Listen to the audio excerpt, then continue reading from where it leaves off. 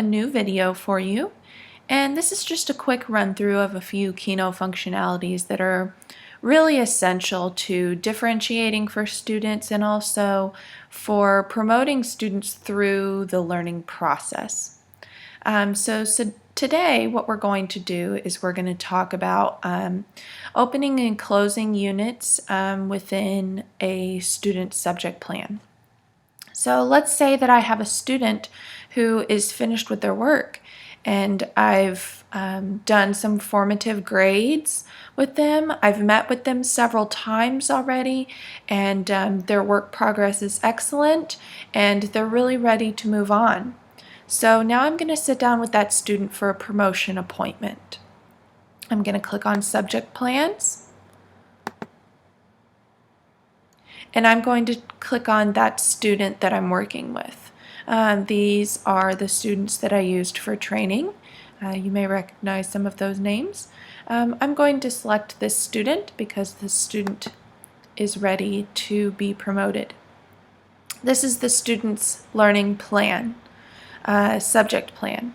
And so as you can see, the student has already been promoted in quite a few units. And now I'm ready to promote this unit.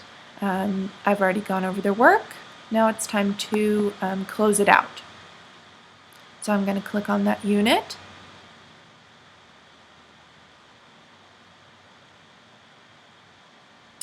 And you will notice that that unit is in progress. You will see the 4 stages of learning down here. And over to the right, you will see that I'm ready to close it, so I'm going to add progress comment. This box will pop up. Now we need to select the type of comment that we're leaving for this unit. I'm closing the unit, so this is what I'm going to select. Now perhaps the student has come to me and they think that they're finished, but they're actually not quite proficient yet, or there's maybe some additional learning objectives that they need to explore in order to really gain mastery. We can still leave a progress comment for them, but that would be in a promotion meeting where they're actually meeting and they're wanting to be promoted, but we're not ready to close the unit yet. When we're actually ready to close the unit, this is what we're going to select. The quality checklist will appear, and I will go through each domain carefully, either with the student or I could do it apart from the student, but I do want to make sure and let them know why and how I've indicated these things for them specifically, because we're no longer moving through learning in a universal way with all students, but we're doing it in a differentiated form for each individual student. So we want to make sure to have that quality time with them. So I'm going to think about my student and did they appropriately describe their prior knowledge in their starting and ending point. Maybe they did, but they could have elaborated a little bit more. That speaks to quality. The degree to which they achieve is quality, not if they achieved, because that's mastery, but the degree to which they achieved it and the integrity that they performed while doing so. Now I'm going to think about and look at the research activities that they did. Maybe they took notes in their unit, maybe they created a mind map, maybe they read a textbook and answered some pretty basic like vocabulary questions or those sorts of things. So I'm going to evaluate their research methods. Did they clarify and understand and interpret the information? They did, and they were able to actually regurgitate the information very well to me in a progress appointment that I remember having with them earlier. So I'm going to say that they are marked with achieving excellence. Did they construct meaning from various sources of information? Did they use all of the resources that you gave them, or did they just kind of scan the textbook and complete it at minimum? Well, typically these two things will go hand in hand, so if they really understood it clearly, then they probably used various sources of information. So I know that this student actually went to several sources, and so I'm going to say that they did it with excellence.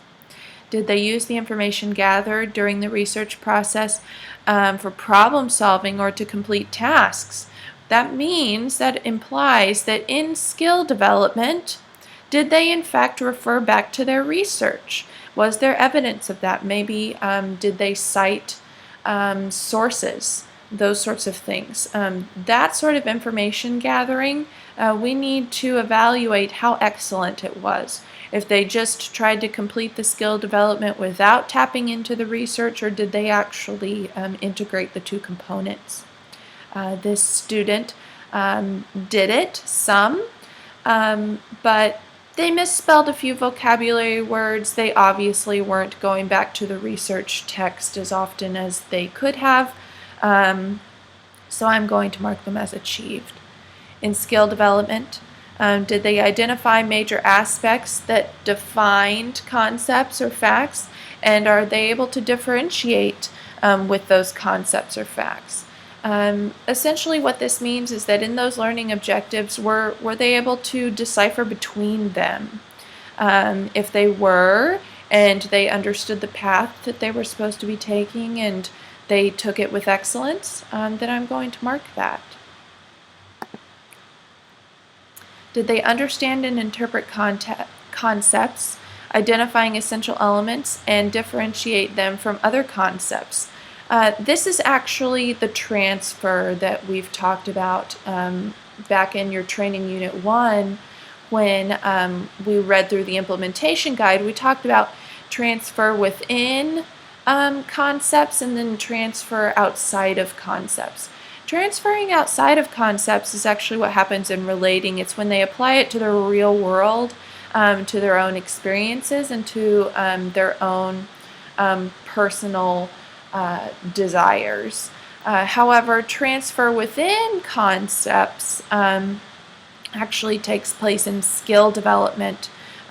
Maybe they're using a different model of maybe a cell that you had them create, and so now they're creating it in a different medium. Or perhaps it's a math problem and they're having to understand and interpret these math concepts. They're having to identify essential elements of them, and they can actually apply them to different areas, maybe different types of math problems or different types of word problems. They can do a simple math problem, they can also do a complex word problem, and they do it with integrity. This isn't about if they've achieved it, this is about the caliber to which they achieved it, the quality of it.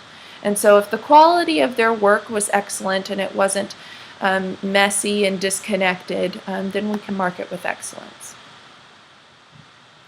In relating, did they use evidence, hypotheses, and assumptions to differentiate, classify, and relate information? Hypotheses has to do with their own thoughts. So now are they applying it to themselves? Are they using their evidence? That means things that they gathered up here and things that they developed in skill development. And are they using those things now to relate the information to their own thoughts? To differentiate it and classify it and really make sense of it. If they've made sense of what it is they're learning and it makes sense to them personally, now let's think about the quality of that. Did they do just the basic minimum? This student actually did. They just wanted to get through the assignment and they did the basic minimum. Oh, I'm sorry, that's the wrong one. That's okay, especially during the adaptation phase. There's going to be things that students just do at the initial level of achievement. They've done the bare minimum work. They haven't really cared about the integrity of their work yet. They don't really see the value of doing their work with complete integrity and excellence. But that's okay, because especially during adaptation, we want to make sure that we're promoting them and making them feel successful. And then as they achieve success, we start to build upon our expectations of excellence and talking to them about why that's important. In relating, did they define and apply concepts to different contexts without difficulty? This context has to do with their world. Do they see how this applies to real life, to their life? And did they do this without difficulty and with prestige? And if they did, that informs excellence. Again, I could say that when I was evaluating this student, they just kind of did the bare minimum. They said, oh yes, I can use this math problem if I were to go to the grocery store and blah, blah, blah. They didn't really care to apply it to contexts with excellence. So I'm going to mark them as initial achievement. This domain of relating is very important. The student self-assesses the stages of his or her learning process. This is where we allow students to be reflective upon their work. This can be written into relating activities, and it might be good that as you write relating activities, you keep this domain in mind. You give them time to reflect upon their learning process, reflect upon what they have achieved and what it means to them. Those are great activities to write into relating, but if you don't write them into relating, then just have an appointment conversation with them about this. If they say very simple things like, oh, I don't really know, I just did it, can I finish, please? Then they're obviously not really self-assessing the stages of their learning. If they're kind of able to talk about their personal experiences and say, yeah, well, I really understood this, and this was easy for me. But then when I started reading it in the book, it became more difficult. And, maybe that's because I have a hard time reading math in a textbook. That's really difficult for me. You hear that conversation about how they learned. And that's a very difficult and complex thought process for an individual to go through. And so it takes time for them to start to really demonstrate this with excellence. However, this student is gifted linguistically and was able to really talk me through how they learned. And so I'm going to mark them as achieved. Okay, now let's move on to product. There was probably, more than likely, well, there really should be a main product that you had students do in their units. Maybe it happened in skill development. It most oftentimes does, because skill development is where we're developing the proficiency of the student in the learning objective. And so they probably had to create something, or they should have had to create something, especially if we're promoting hands-on interactive learning.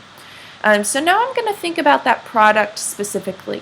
And maybe it's not a physical product, but maybe it's like a writing sample. Or maybe it's a really complex word problem. Or maybe it's a diagram that they had to create in science. Or maybe it's an application activity that you had them do in one of their religious studies courses. Whatever that might be, we're going to look at that product specifically, and we're going to determine the excellence to which they created that product, the integrity and the caliber of that product. So, did they use the targeted skills, the learning objectives that they have gained proficiency in, to internalize and relate concepts with other concepts? So a product-based model essentially is doing this thing. They've related the concept that they learned in research with this other concept of this product. So now, to what level did they do this? Did they do it at the bare minimum? Or was their product really innovative and exploratory? It was really innovative and exploratory and creative. We're not judging creativity, but we're seeing to what degree they were creative. This student, their product was really exceptional. And I can tell that they put a lot of thoughtfulness into it. And I can tell that they actually related it to what they were learning. They weren't just creating something to create something, but they were creating it with intent. That's really important. Did they identify, differentiate, and define and interpret the topics? And can they reflect and propose new ideas relating to the subject matter? Product-based learning and project-based learning will have students start to really think beyond paper and books. And so as they're thinking beyond these things, could we give or see evidence of them reflecting and proposing new ideas? Maybe as they were creating this product, they did something that you thought, as soon as you saw it, oh, I didn't expect them to do that. When you start hearing those thoughts in your own mind as you're evaluating their work, you now are getting a sense of this, that they are proposing new ideas and that they're relating the subject matter in an interesting way that was almost unexpected, because they are generating their own thoughts. As they're generating their own thoughts, the integrity of their work goes through the roof. This student actually created a domain in their diagram that I did not even ask for in the instructions. And they were proposing something that, and relating something that I didn't even ask for as a standard. And that's huge if they're moving beyond that standard and I can see it in the quality of their work. I'm going to mark it as excellent. And then, did they make critical judgments based on evidence? This is huge. So as they were creating this cell diagram, did they put the mitochondria in a particular place? And did they do that based on evidence? Did they just throw stuff together? Or did they actually sit and critically think about where this should go? What process they went through in a math problem? Did they follow the correct order, and did they know why they were doing it in that order? Did they make critical judgments based on evidence? And this is evidence that they gather in research when they're learning new material. They're not working on this product in isolation, but they're constantly referring back to what it is that they're learning. And if you can tell that they've referenced their material and there's evidence of that, and they've made critical judgments to reference specific things, oh my goodness, I'm seeing the quality of their thought processes. Now, this student could have gone back a little bit more. They were incredibly creative in proposing new ideas. They've really internalized and related the skills and the concepts that they did during skill development. But maybe there were some areas in their writing, maybe I had provided a certain toolbox to have them use vivid verbs. And that was just one thing that I had them do in their research upon many.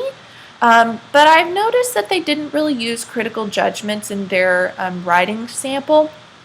And although they did the main things that they were asked to do in research and skill development, they didn't use critical judgment and evidence to do those more fine-tuning things that they could have done if they were really going back to their research and making critical judgments based on the research evidence.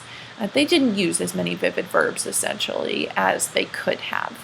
So I'm going to mark them as achieved. Now we're going to move down below to comments. I know that this says improvements required on. This is a deficit-based comment box, which Learning One-to-One is not a proponent of.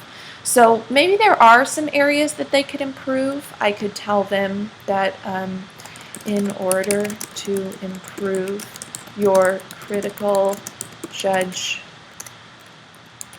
skills, you can refer back to your research on particular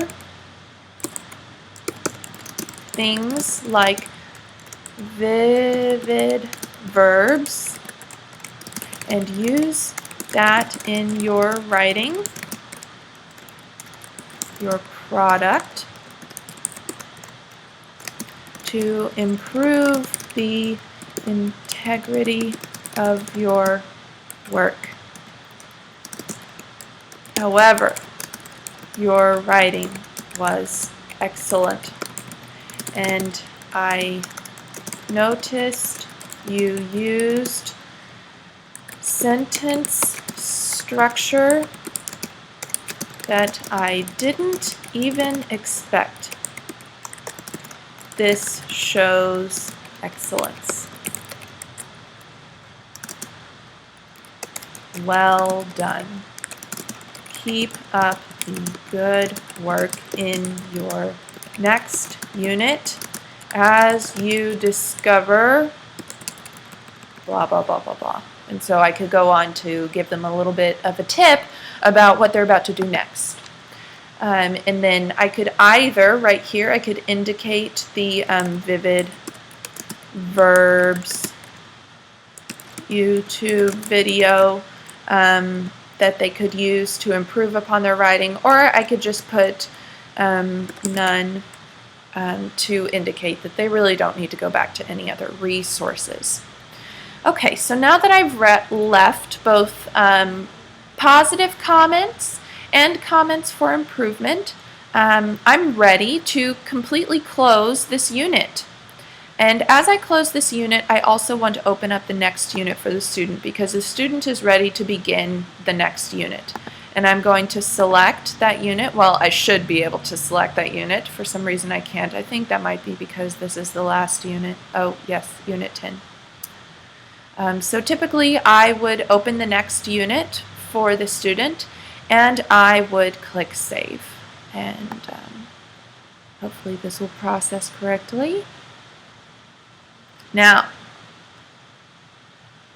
here is Unit 10, and it is marked now as completed. The status is no longer in progress. Now, let's say that I close this unit on the 12th, but the student actually finished it on the 15th. Obviously, these dates are a little off because I'm just using this as an example. But maybe it did take me a while to get to close this unit for the student, and I don't want to hinder the student because of my inaptitude or my not being able to get to them fast enough. So I'm actually going to change the date completed and to mark the actual date that they actually finished their work. And then I'm going to click Save.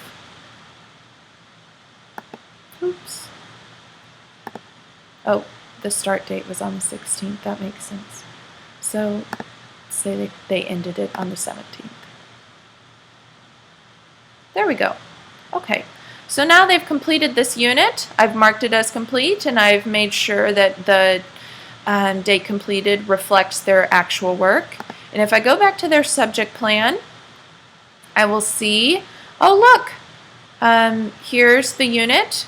It's completed, and the next unit has been opened for them, and you will see it's marked as in progress. And if I click on this unit, I will see that the status is in progress.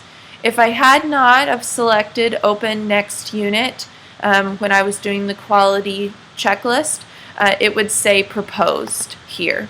And then if I were to open this unit separately without using that checklist, I would just come to this unit and it would say Proposed, and I would just change it to In Progress, and I would click Save, and it would mark it as In Progress. Pretty simple. Thank you so very much for listening to this tips and support video. I'm hoping that this helps you in your quest for student excellence, and I also hope that it improves your Qino proficiency as well, because I know that this platform is very new to all of us and there's constant improvements, but we're learning and growing, and I'm hoping that you feel as if you've learned and grown today. Have a great day. All right.